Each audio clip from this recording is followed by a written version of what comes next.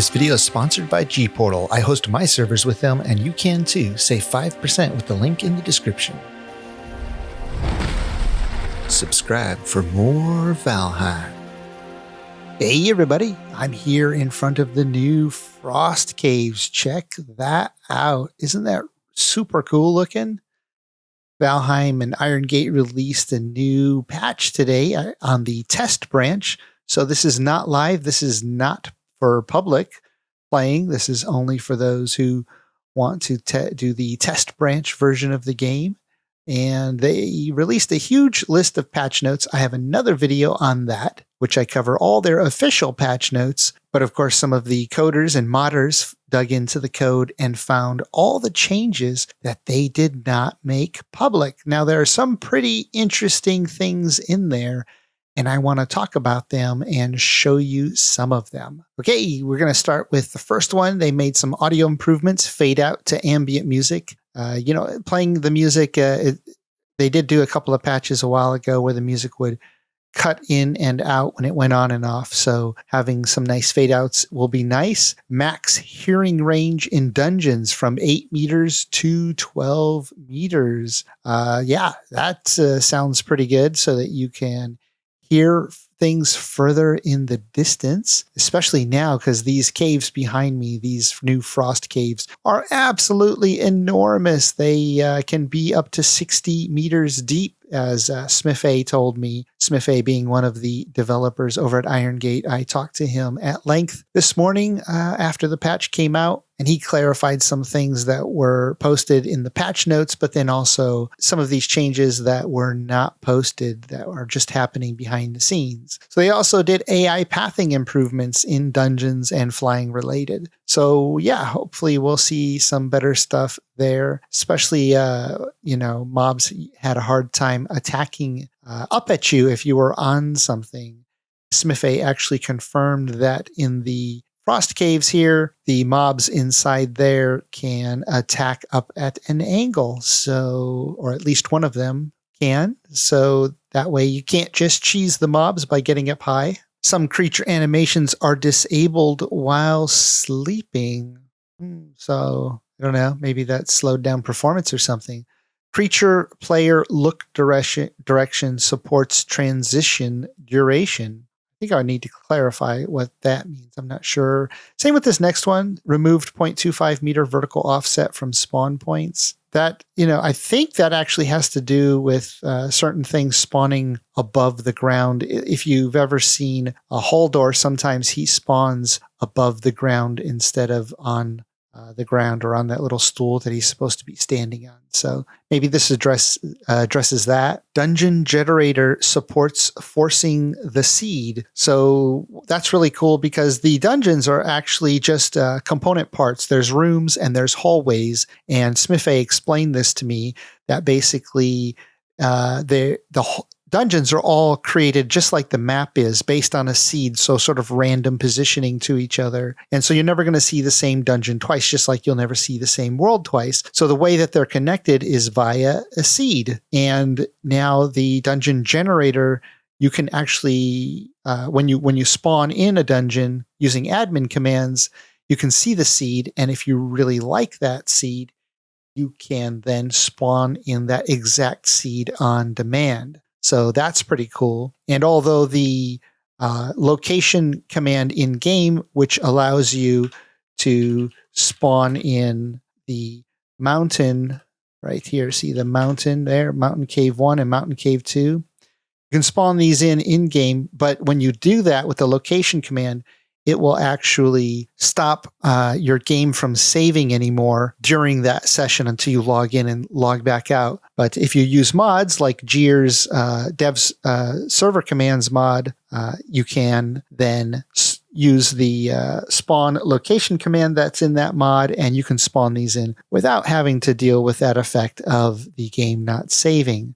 So if you find a dungeon that you really like, you can get the seed and then you can respawn it, which is really cool. At least the devs thought so too. So they gave us the ability to do that. They also add support to dungeons overriding the environment weather. So if there was a certain weather in the environment, that would affect the dungeon, but now the dungeons override the environment. So for example, if you type ENV in the console and you type in, let's see, do they have caves? There you go. They have weather for the caves, and that's new. Same with the other dungeons in the game. Let's see, do they have? Yep, they have a crypt, and they also have sunken crypt. So these are weather effects that are very specific to the insides of instances. And now, based on this one note here, they add support so that the dungeon's weather will override whatever's going on outside. So you get that cool weather effect that was meant for the inside of the dungeon. Next up, they got fish pathing improvements, especially when colliding with things. If you've ever tried to create a pond or maybe thrown some fish into your hot tub, you notice their pathing is kind of wonky. They just kind of swim to one side and get stuck and don't move. Hopefully they have improved this so that the fish actually swim around a little bit more normally. I noticed that they especially if you're close to a large body of water, they'll go hang out on the side of your pond that is trying to get to the large body of water and then just kind of be stuck there. So maybe that's fixed that. And I just want to give a quick plug for Grimfrost. I'm an ambassador, and I really love all the cool stuff they've got here. Got thousands of different Viking products, and if you're into some cool Viking stuff, you should come and check them out. Use my link in the description. Next up, discovering locations on no map mode auto-rotates player towards them. So let me just show you what that means here. So if I type, let me come out of free fly mode here. Okay, we're out of free fly. And if I type no map, boom, you saw my little mini map in the upper right-hand corner is gone. And if I hit M on the keyboard, my main map does not come on. Well, let me show you what they mean by this note here that says discovering locations on no map mode auto-rotates players towards them. No map is super fun. I have one of my 5 servers is a no map server, and people absolutely love it. So here they say discovering locations on no map mode auto rotates players towards them. And what they mean by that is you come up to a Vigvisir stone and you click on it and you look around, you'll see nothing happen. But if you click on it and don't move, here's what happens. Watch this. Map location already added if you have it, and then boom. See that? It turned my camera in the direction of the boss location. So in that direction, the boss location should be here. Let me do it again. I'll come back here. I'll click on it, and there you go. It's turning me this magical Vigvisir stone. And let me show you. So I'll just fly in this direction to show you what trees in the way. And there it is. So here is the boss location. So yeah, no map is super fun. People really love the immersion because you really have to pay attention to your environment. People on my server are absolutely loving it. If you'd like to join them, just check out my website, jiroctheviking.com, and submit your application. So here we have hearing range multiplier of sleeping creatures change to noise cap. So the player must be close enough to wake them up. So that's good if they've tweaked that so that you're trying to be stealthy works a little better. So next up, safe in-home check for music now requires to be within player base structure. So if you have a house and you have 3 of the objects built in around there, like the crafting station, torch, and anything else that contributes to what's considered a player-based structure that will also trigger raids if you have at least 3 items. You'll now hear, it'll do a check, and then that you're safe and home, and it will then play the safe and home music, which I believe is the music that you hear in the login screen.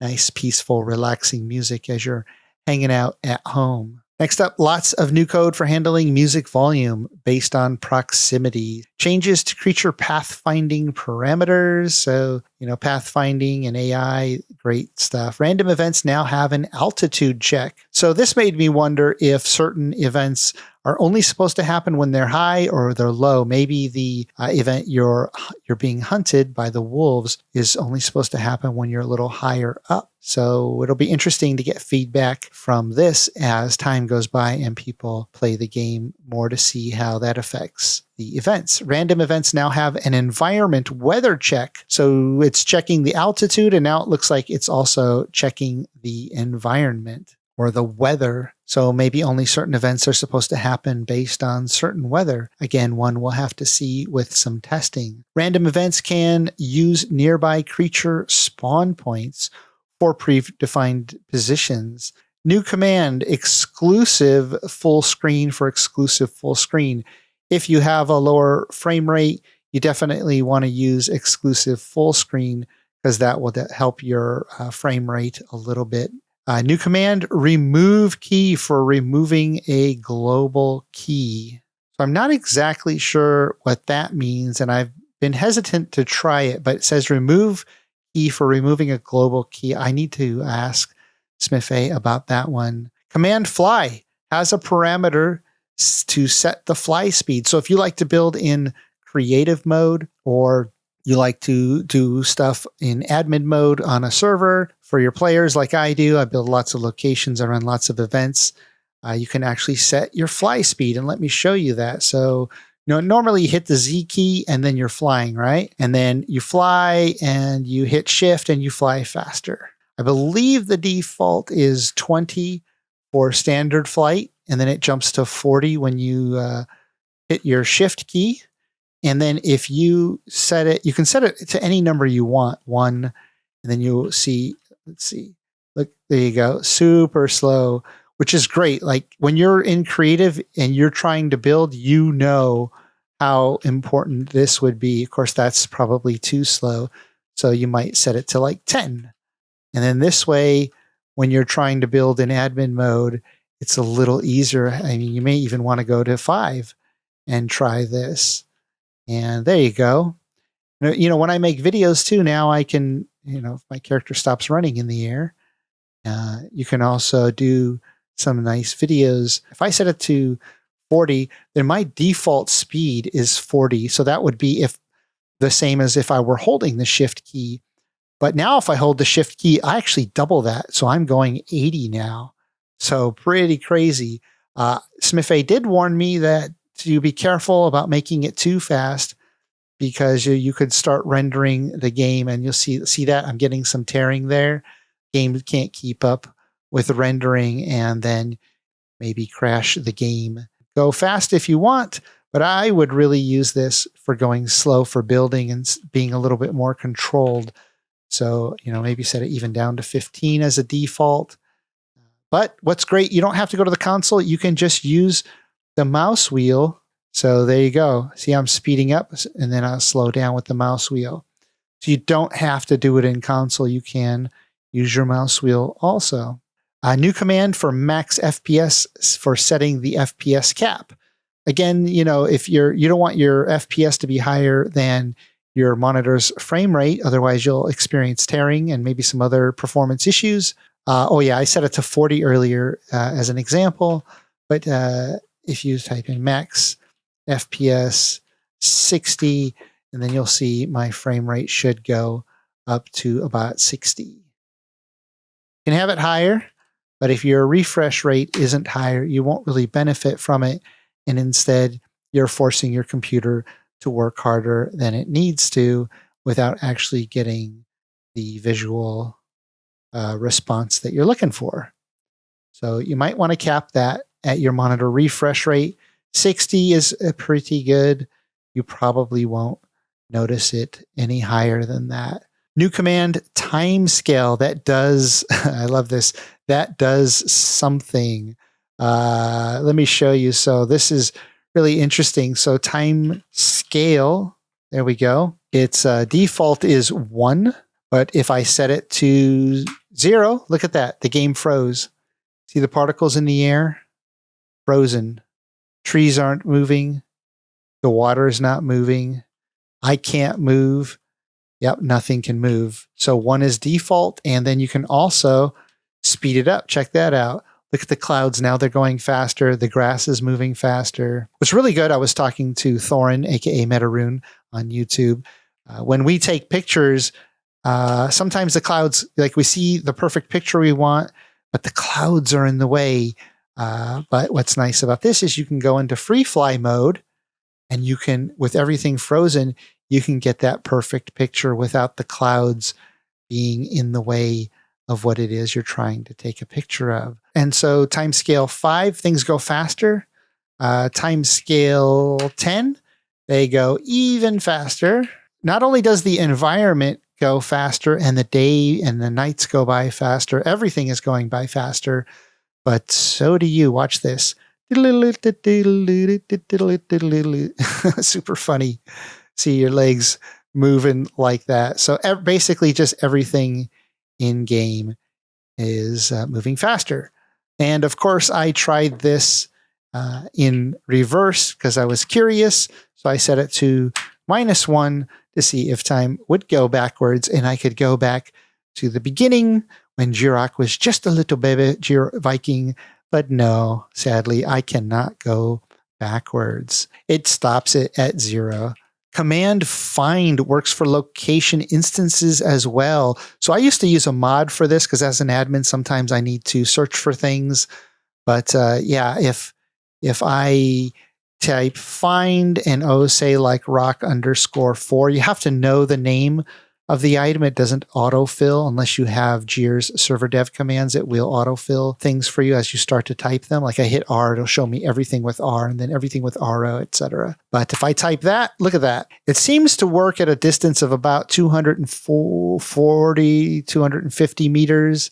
And so it tells you exactly where that item is. So if you're looking for something specific, say maybe like a player's gravestone, or some object in the game or something that you absolutely want to find but are having a hard time, if you know the code for it, you can type find and then just go to it. Teleport directly to it with those coordinates there in the console. And then next up, we've got a new command, next seed to force dungeon seed. Disables saving. So yeah, I remember when I was talking about spawning in dungeons, you can force the next seed for that, and doing so disables saving for that. I asked Smithy why, and he said it was just so that players didn't ruin their worlds by spawning in dungeons and locations, because they can be a little bit wonky. But if you want to spawn in dungeons and have them not stop your saving your game, you can do that with Jir's server dev commands mod. Next up, command spawn no longer causes errors if used when not in the game. So I guess you could pull up the console and type spawn, and then you maybe get some errors or something, but that no longer happens since you're not in the game. When you type spawn, nothing should happen anyways.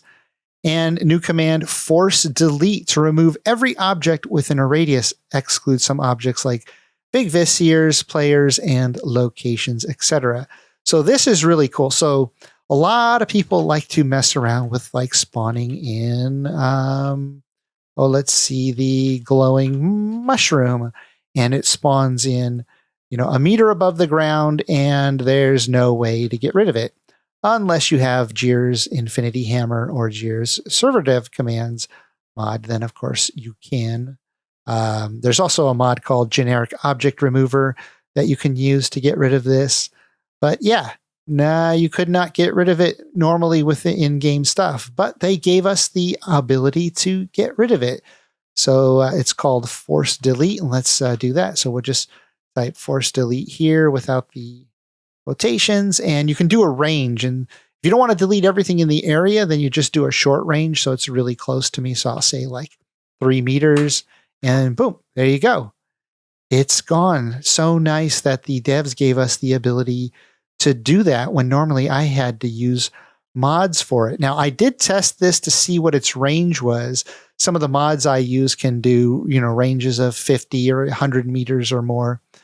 So if I come up here in like a forested area and I use this command and let's say I'll do it 100-meter radius, boom, deletes everything near me except for the loot dropped on the ground, of course, which you just hit L to delete. And some things it doesn't get rid of. Look, this rock survived for some reason. But if I do it again, it should get rid of that. So sometimes you have to hit it twice. This is really nice if you just want to clear an area. If you're messing around in creative mode or admin mode, you want to clear an area or you want to delete something that you've spawned in by accident. And even though I set the range to 100 meters, you can see that's not quite 100 meters, telling from how far that tree is away from me. That is probably about 30 meters radius max. So you don't really need to type anything more than 30 meters. And see, next up, new command, print seeds to print seeds of dungeons. We'll type that here. And there you go. DG Cave Seed 73019, and then a whole bunch of numbers after that. So if you want to clone this, you can, spawn this exact dungeon again. Okay, and so lastly, they added this command, no portals, to disable portals. And there's the command, and so portals enabled. And if I type it again, portals disabled. So you can actually still build a portal.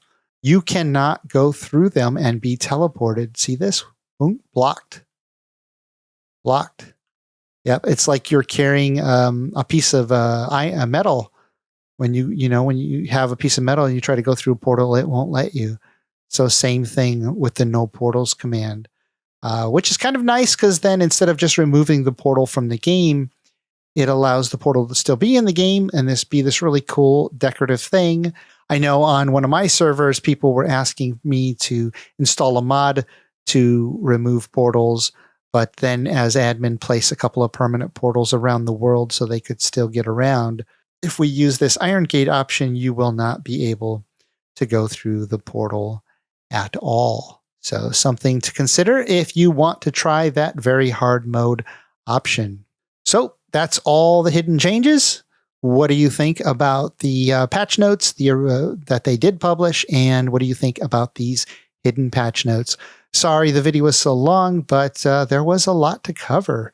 And I wanted to announce that I have a new website where you can come and read about my various different gaming servers. I've got quite a few going right now. I've got the Viking Playground, which is the permanent vanilla server, a resource server, which is the complementary server to this, where you can go and get resources. Resets every other week, which is really cool because you can explore a new world with new seed, and then also find the resources that you can't find on the main Viking Playground. We've got a seasonal survival server, a hard mode server that's starting here in the next couple of weeks, and then we have a no map server that's going strong right now as well. A creative server, which allows you to install a dev commands mod, and then you can go in and build in creative mode. And because you're on a server, you can do it with other people. And then, of course, I have plans to launch a big Mistlands server when they finally drop the Mistlands update. And there's some ideas for some other servers as well. If you're interested, come over here, check us out, and hit that Apply Now button. I'd like to give a huge shout out to my supporters, some of them on Patreon, the YouTube membership, and the ones who help boost our Discord server. Your support means the world to me and inspires me to make more videos, as well as run a community Discord and multiple Valheim gaming servers. If you enjoy my videos and would like to support my work, join our friendly Discord community and Valheim servers. Links can be found in the description below. Skål!